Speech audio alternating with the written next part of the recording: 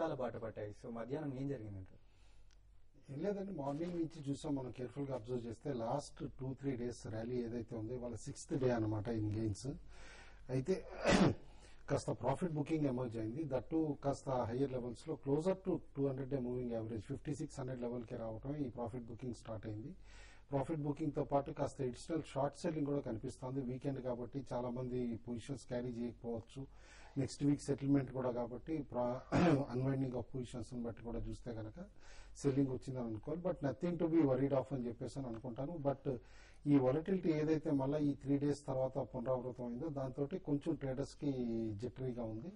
And positions carry చేయడానికి కూడా only strong కౌంటర్సే carry చేయమని చెప్పేసి చెప్తాను.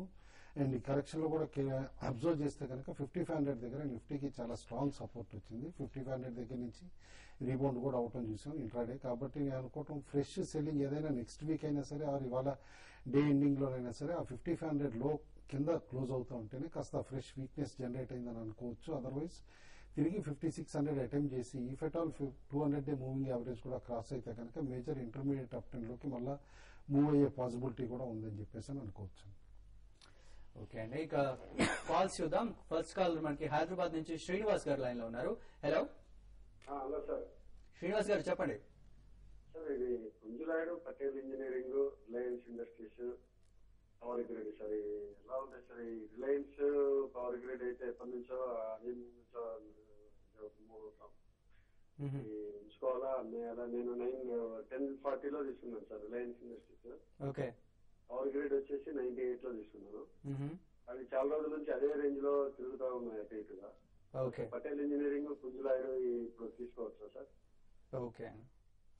ఒకటండి, పటేల్ ఇంజనీరింగ్, పుంజులాయిడ్ ఇంకా కాస్త వీక్ వికెట్ పైన ఉన్నాయని చెప్పాలండి. ఎందుకంటే కాస్త రీసెంట్ రిజల్ట్స్ కూడా చూస్తే గనక డెఫినెట్లీ వర్స్ట్ అవ్వలేదు ఈ స్టాక్స్ కన్నట్టు కూడా తెలుస్తుంది. కాబట్టి నేను అనుకోవటం మీరు ట్రేడింగ్ పర్పస్ కంటేనే లోవర్ లెవెల్స్ వచ్చినప్పుడు బై చేసి ఇటు జస్ట్ 15-20% గెయిన్స్ కి ప్రాఫిట్ బుకింగ్ చేసుకోవడం చూడాలి కానీ but even for medium term కూడా క్యారీ చేయడం రిస్కీగానే అనిపిస్తున్నాయి both the stocks as of now. Q4 లో కనుక ఏమన్నా టర్న్ అరౌండ్ పెర్ఫార్మెన్స్ పుంజులాయిడ్ నుంచి వస్తే కనుక అప్పుడే ఫ్రెష్ బయింగ్ కాంటెంప్లేట్ చేయడం బెటర్ అండి. రిలయన్స్ ఇండస్ట్రీస్, పవర్ గ్రిడ్ మాత్రం చాలా మీరు అన్నట్టే టైట్ రేంజ్ లో మూవ్ అవుతున్నాయి. ఇన్ఫాక్ట్ రిలయన్స్ స్లైట్లీ వీకిష్ గా ఉంది కంపేర్ టు పవర్ గ్రిడ్ అనమాట. ఎందుకంటే power grid follow on public offering అయిన తర్వాత కూడా స్టాక్ సస్టైన్ అవుతుంది 96 and above levels. But major up trend కావాలంటే మాత్రం 102 క్రాస్ అయితేనే వస్తుంది అని చెప్పేసి అనుకున్నా.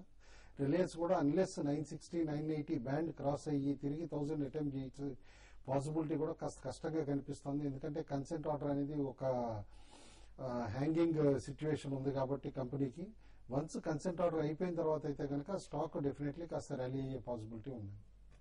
ఓకే. నెక్స్ట్ కాలర్ రమేష్ గారు లైన్ లో ఉన్నారు. హలో రమేష్ గారు చెప్పండి. డెల్టా గారు 95 తీసుకున్నానండి. 95 లో? ఓకే. కింద డౌన్ లో అవరేజ్ చేయాలా లేకుంటే ఎట్లుంటుందని అడుగుదాం అనుకోండి. ఇంకోటి సార్ ఈ రేట్లో అంతరాజు రోజు బాగుపడ్డది, అది ఈ రోడ్లో తీసుకోవచ్చు అనుకోండి సార్. దాని గురించి డీటెయిల్ చేస్తాం సార్. ఒకటి అనంతరాజు అయితే తీసుకోవచ్చు అని అడుగుతున్నాను. ఇంకో delta Corp position. Okay. Delta Corp actual గా మీరు ఏదైతే మేజర్ సపోర్ట్ లెవెల్ బ్రేక్ అయిందో రీసెంట్ అప్ ట్రెండ్ తర్వాత అప్పుడు కొన్నారండి. అది అన్ఫార్చునేట్. ఎందుకంటే ఇప్పుడు దాదాపు 70 బిలో వచ్చేసింది స్టాక్. బట్ డెఫినెట్లీ ఏంటంటే రీసెంట్ న్యూస్ లో బాగా ఇంపాక్ట్ చేసింది స్టాక్ ని. ఇలా కొన్న 3 లైసెన్సెస్ లో 2 క్యాసినో లైసెన్సెస్ క్యాన్సిల్ అయినాయి కాబట్టి హోమ్ డిపార్ట్మెంట్ అడ్వైస్ తోటి స్టాక్ కూడా కరెక్ట్ అవటం చూసాం. రెవెన్యూ కూడా బాగా ఎఫెక్ట్ అవుతుందని ఇండికేషన్స్ ఉన్నాయి కాబట్టి బట్ బోత్ ద లైసెన్సెస్ కి ఇన్ మార్చ్ తిరిగి రివైవ్ అవ్వచ్చు. ఎందుకంటే ఫ్రెష్ అప్లికేషన్స్ ఏవైతే చేశారో ప్రాసెస్ అవుతున్నాయి అని అంటున్నారు. యాజ్ ఆఫ్ నో మాత్రం స్టాక్ కరెంట్ లెవెల్స్ లో రేంజ్ బౌండ్ ఉండొచ్చండి. ఎనీ అప్ ట్రెండ్ రావాలంటే కనుక ఏప్రిల్ తర్వాతే వస్తుందని చెప్పేసి అని అనుకుంటున్నాను. ఓకే. అనంతరాజ్ మాత్రం ప్రిఫరబ్లీ అవాయిడ్ చేయండి. ఎందుకంటే హయ్యర్ లెవెల్స్ సెల్లింగ్ వస్తుందని reality stocks even modest upward movement వచ్చినా కూడా. కాబట్టి కాస్త బాటమ్ అవుట్ ప్రాసెస్ అయిన తర్వాతే బై చేయడం బెటర్. ఓకే. నెక్స్ట్ మరో కాలర్ లైన్ లో ఉన్నారు. హలో సార్ నమస్కారం సార్. నమస్తే అండి, చెప్పండి సార్. ఎన్హెచ్టిసి 1000 షేర్స్ 36 లో ఉన్నాయి సార్. ర్యాన్ బ్యాక్స్ 600 లో ఒక 100 ఉన్నాయి సార్. ఆర్కామ్ 260 లో ఒక 200 ఉన్నాయి సార్. యావరేజ్ చేయమంటారా వద్దా? ఓకే. రన్ బ్యాక్స్ యావరేజ్ చేయక్కర్లేదండి. మీ ప్రైస్ వచ్చే పాసిబిలిటీ ఉంది నెక్స్ట్ కపుల్ ఆఫ్ క్వార్టర్స్ లో అనమాట. ఎందుకంటే డైచి తీసుకున్న తర్వాత బుక్స్ క్లీనింగ్ అప్ అయ్యి quarter on quarter improved performance చూపిస్తుంది రన్ బ్యాక్స్. కాబట్టి డెఫినెట్లీ మీరు యావరేజ్ అక్కర్లేదు. కరెంట్ పొజిషన్ హోల్డ్ చేయండి మీరు. ఎన్హెచ్పిసి మాత్రం డెఫినెట్లీ రిజల్ట్స్ చాలా డిసప్పాయింటింగ్ ఉన్నాయండి. ఎగ్జిక్యూషన్ ప్రాబ్లమ్స్ ఉన్నట్టున్నాయి. ఇలా అరుణాచల్ హైడ్రో పవర్ ఇవన్నీ కూడా ఎగ్జిక్యూట్ అవ్వట్లేదు, ఇంకా కమిషన్ అయ్యడానికి టైం పట్టేటట్టుంది.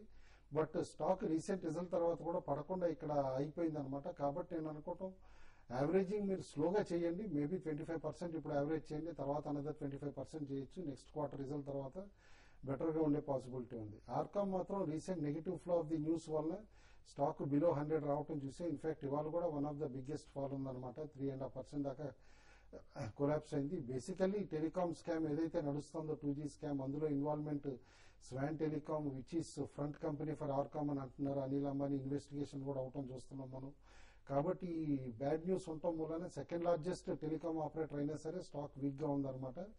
బట్ నేను అనుకోవటం gutsy traders high risk high reward counter కాబట్టి ఎట్ కరెంట్ లెవెల్స్ యావరేజ్ చేయమని చెప్పేసి చెప్తాను మీకు. ఓకే, నెక్స్ట్ మరో కాలర్ సుబ్బరాజు గారు ఉన్నారు. హలో హలో నమస్తే అండి. నమస్తే అండి. నమస్తే అండి. నమస్కారం అండి. సార్ ఎస్ఆర్ఏ ఇన్ఫ్రా నమస్తే అండి. ఎస్ఆర్ఏ ఇన్ఫ్రా 122 తీసుకున్నాం, అది బాగా పడింది. మన ఒక్కరోజు 34 రూపీస్ పడింది. దాని పొజిషన్ ఏంటండి ఇలా ఉంది? లేదండి, యాక్చువల్ గా లాస్ట్ టైం అది 100 రూపీస్ క్రాస్ అవడానికి కారణం కూడా ఫ్రెష్ బ్యాంకింగ్ లైసెన్సెస్ ఇష్యూ అవుతున్నాయి. అందులో one of the strong bidders వీళ్ళు కూడా బ్యాంకింగ్ లైసెన్స్ అని చెప్పినప్పుడే పెరిగింది అనమాట. తర్వాత లైసెన్సెస్ డిలేను ప్లస్ మోర్ ఓవర్ కంపెనీ కూడా కాస్త డిసప్పాయింటింగ్ పెర్ఫార్మెన్స్ చూపించింది. అండ్ వీళ్ళకున్న టెలికామ్ డివిజన్ ఏదైతే ఉందో క్విప్పో టెలికామ్, దానిపైన కాస్త దాని డిస్ఇన్వెస్ట్మెంట్ పైన కూడా కొంచెం డిలే అనేది కనిపిస్తుంది అనమాట. అందుకని చెప్పేసి వాల్యూ అన్లాక్ కాకపోవచ్చు అని చెప్పేసి కూడా ఫియర్స్ ఉన్నాయి. కాబట్టి నేను అనుకోవటం స్టాక్ వీక్ అయింది. బట్ ఎట్ కరెంట్ లెవెల్స్ మాత్రం స్టాక్ హోల్డ్ చేయండి. నేను అనుకోవటం ఒక స్మాల్ రీబౌండ్ మాత్రం పాసిబిలిటీ ఉందండి. ఓకే, నెక్స్ట్ కాలర్ కర్నూలు నుంచి ఉన్నారు శ్రీనివాస్ గారు. హలో సార్ నమస్తే సార్.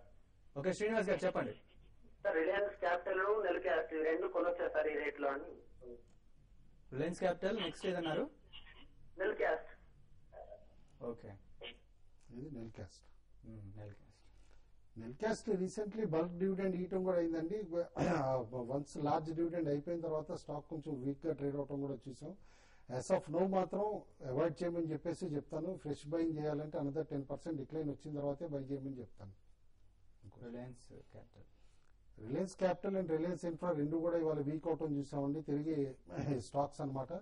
బట్ నేను అనుకోవటం కరెంట్ లెవెల్ దగ్గర వర్స్ట్ అయితే అయిపోయింది స్టాక్ కి. అనదర్ మళ్ళీ తిరిగి 4-5% కరెక్షన్ కంటే ఉండకపోవచ్చు. 4-5% కింద లెవెల్స్ లో మాత్రం definitely Reliance Capital start buying అండి.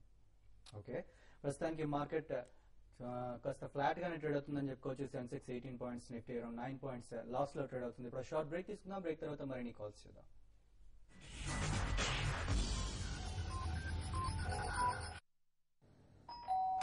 Hi baby. आज डैड ने पूछ लिया सोनिया, उनका दिल या तुम्हारा दिल? एंड ऑफ कोर्स तुम्हारा दिल सोनिया. व्हाट? सोनिया बेबी